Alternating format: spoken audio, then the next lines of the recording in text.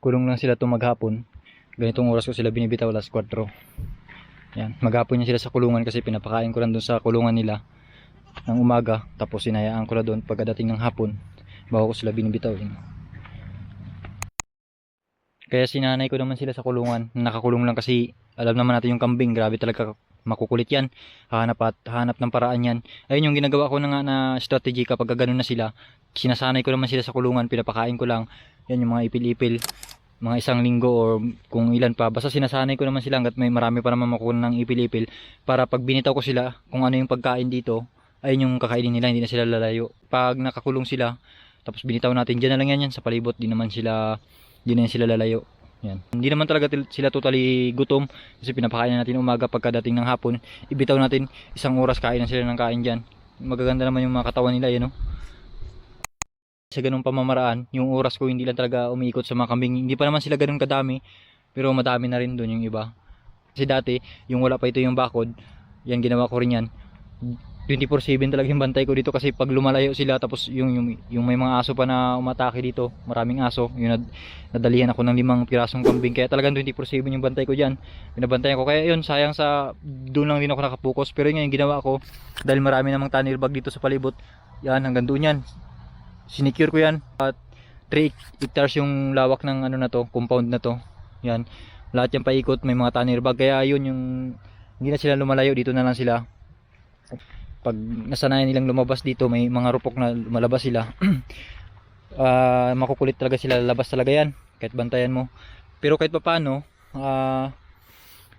pag may harang dito sila, basta nila sila, sanay lumabas, yan yung kagandahan doon. Hinanapan natin ng paraan to, kaysa naman masayang dito sa kumpanya, dyan na naman yan nakatambak. Ginamit na lang natin kasi magbili pa tayo, di ba, ng ano yan, yung hagwire, kasi 3 hectares ito. Kaya kung i-hagwire natin lahat yan, ay talagang mapapagastos tayo. Pero yan, libre lang yan. Lahat yan, sinagaan ko lang yan, binakod para sa mga kambing. Gumagawa ako ngayon ng related na content dito, lalo na sa livestock, para matutukan ko siya. Kasi kahit paano, meron naman tayong kinikita na revenue doon sa may YouTube channel. At paunti-unti man, pero yun nga, naiipon, parang alkansya lang yan eh. Sa habang tumatagal, naiipon din. Hindi pa naman ganun kataas yung views sa YouTube channel ko. Ano lang, mahina lang, pero kahit paano monthly meron tayong revenue dyan, at iniipon ko yon. Tapos kaya minsan hindi pa ako nakakapaggawa ng content kasi yun, pinapag-aralan ko pa kung ano yung maging takbo pa ng analytics ko dun sa my YouTube channel ko. Hindi lang talaga naubos dito yung oras ko, kaya yun yung gusto ko rin ibahagi sa inyo, na yung sa pag-alaga ng kambing, hindi naman talaga sila mahirap alagaan. May sistema lang tayong ginagawa, siyempre kailangan din yan. Halimbawa, ano yung gagawin natin kapag nabansot yung kambing, kapag newborn, ano yung gagawin natin para hindi sila mabansot. Kung mabansot man, meron tayong ano dyan, sistema or program na ginagawa sa mga kambing para makarecover. Kaya kahit paano yung mga kambing dito, hindi talaga sila bansot, magaganda yung mga katawan nila.